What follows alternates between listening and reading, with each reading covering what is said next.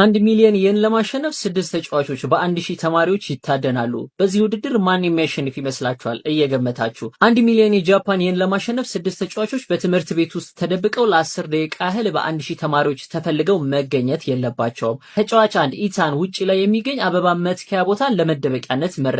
ልክ እንደ ኦሪጂናሎቹ መትከያዎች የሚመስል ተመሳሳይ መጠንና ቀለም ያለው አልፎ ተርፎም ጭቃ የነካካው ተመሳሳይ የአበባ ማስቀመጫ አዘጋጀ። ውስጡን ባዶ ካደረገ በኋላ በውስጡ ገብቶ በላዩ ላይ ተመሳሳይ የሆኑ አርቲፊሻል ተክሎችን በማድረግ ዘጋው። ስልቱም የነበረው ማንም ትኩረት የማይሰጠው ቦታ አስተማማኝ መደበቂያ መፍጠር ነው። ተጫዋች 2 ሎጋን ወደ ጂምናዚየም በመሄድ ጥግ ላይ የተደራረቡ ፍራሾችን አገኘ። እናም በፍራሾቹ መካከል የሰው ቅርጽ ቀርጾ ውስጡ ገባና በላዩ ላይ ሌላ ፍራሽ መልሶ ሸፈነ። ቦታው ጠባብና ትንፋሽ የሚያሳጥር ቢሆንም ማንም ሰው ፍራሽ ውስጥ ሰው ይኖራል ብሎ እንደማይገምት አሰበ፣ ምናልባት የተሸፈነበትን ካላነሱት በቀር። ተጫዋች 3 ታይለር ወደ ስፌት መማሪያ ክፍል አመራ።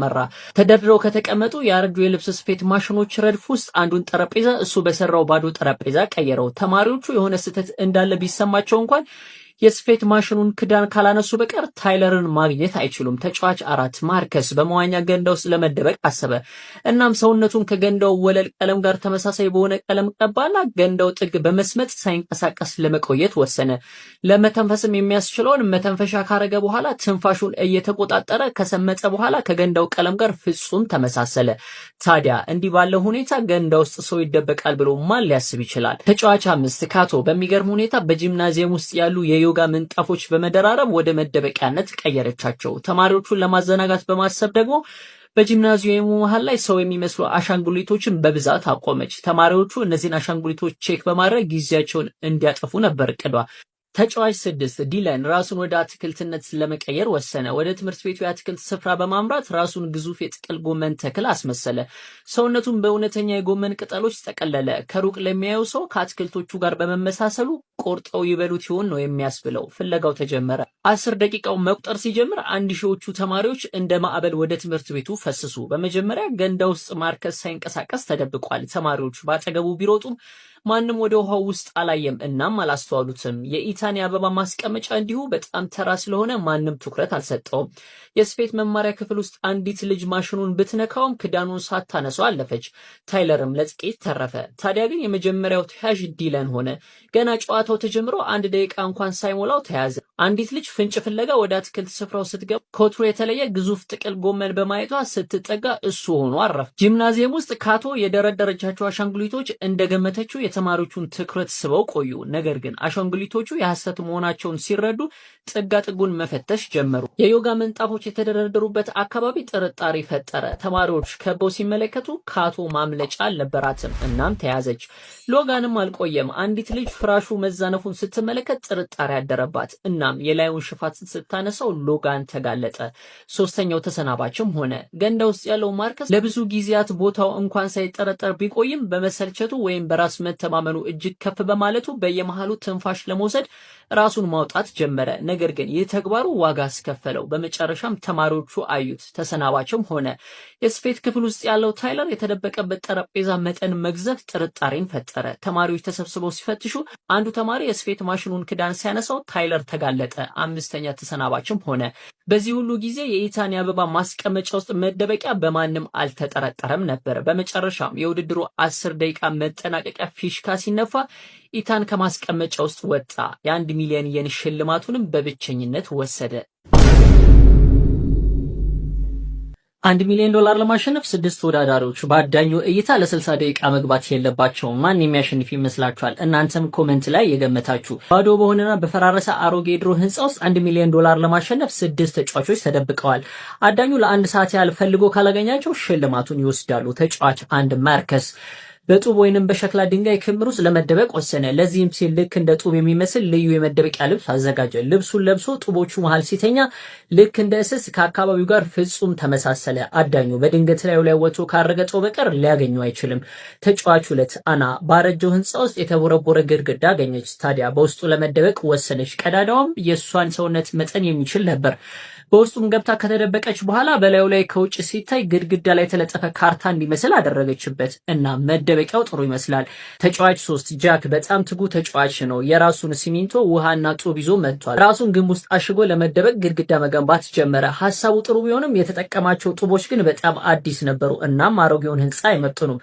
ተጫዋች 4 ዴቪድ ጨለማና እርጥበት አዘል ምድር ቤት ወይንም ቤዝመንቱን ለመደበቂያነት መረጠ። ቦታው በጣም ከማስጠላቱ የተነሳ በረሮች እንኳን የሚኖሩበት አይመስልም።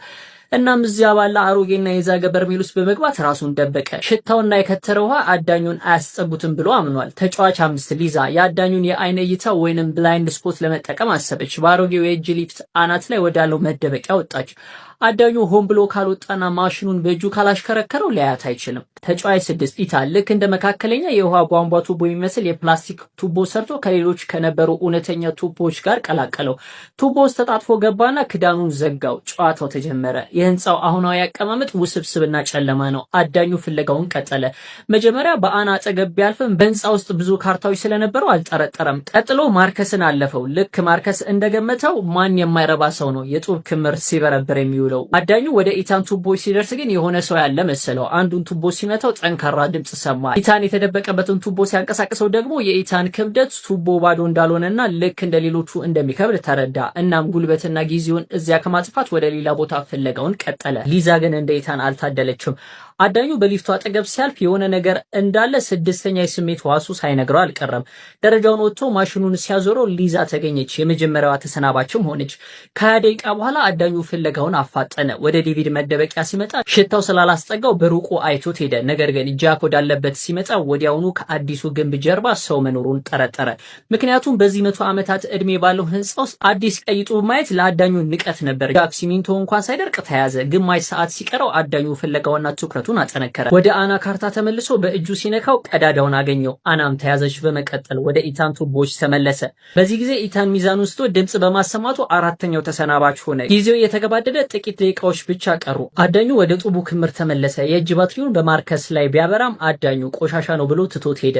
ሰዓቱ ሲያልቅ አዳኙ አብቅቷል ብሎ ጮኸ። ማርከስ ከጡቡ ፍርስራሽ ውስጥ ተነስቶ ሲወጣ አዳኙ በመገረም ተመለከተው። ዴቪድም ከቆሻሻው ቦታና በርሜል ውስጥ ድልን ተቀዳጅቶ ወጣ። የእነዚህ ተጫዋቾች መደበቂያ የምር አስገራሚ ነበር። እናንተ ብትሆኑ ለምን ያህል ጊዜ ሳትገኙ መቆየት የምትችሉ ይመስላችኋል? እናንተ ብትሆኑ ለሚሊዮን ዶላር የት ተደበቁ ነበር? $1 ሚሊዮን ለማሸነፍ 6 ተጫዋቾች በሞስኮ በሚገኝ አንድ ሙዚየም ውስጥ መደበቅ አለባቸው። ይህም አዳኙ ለ60 ደቂቃ በሚያደርገው ፍለጋ አለመገኘት ከቻሉ ብቻ ነው። ታዲያ በዚህ ውድድር አሸናፊው የ$1 ሚሊዮን ሽልማቱን ይዞ ይሄዳል። ተጫዋች 1 ሄነሪ በርካታ ትልልቅ የዘይት ቀለማት ስዕሎችን እንደ ሚልፎይ ኬክ በመደራረብ መሃሉን በመቦርቦር የመደበቂያ ቦታ በማዘጋጀት በውስጡ ተኛ። ከፊት ለፊት ሲታይ በመጋዘን የተቀመጡ የተጣሉ ስዕሎች እንጂ በውስጣቸው ሰው ያለ አይመስልም። ተጫዋች 2 ኢታን በኤሌክትሪክ ሳጥን ውስጥ ለመደበቅ አቀደ።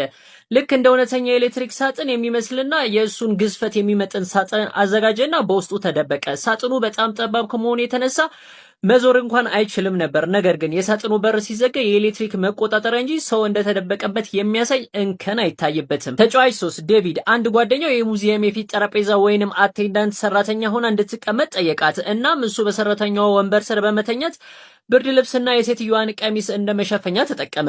አዳኙ የሴትዮዋን ቀሚስ ገልቦ ያያል ብሎ በጭራሽ አልገመተም። ተጫዋች 4 ሶፊያ በእይታ ማታለል ላይ አተኮረች። ሰው ሰራሽ ቅጠሎች ያሉት ልብስ ለብሳ በሙዚየሙ ጥግ ካሉት አበቦች ጋር ተቀላቀለች። ካልተንቀሳቀሰች በቀር በዚያ ደብዛዛ ብርሃን ውስጥ በፍጹም አትታይም። ተጫዋች 5 አና በመጀመሪያ አዳኙን ለማደናገር ኮሪደሩ ላይ በርካታ ሐውልቶች ደረደረች። ከዚያም በጣም ጠባብ በሆነ የእሳት ማሞቂያ ውስጥ ተወተፈች።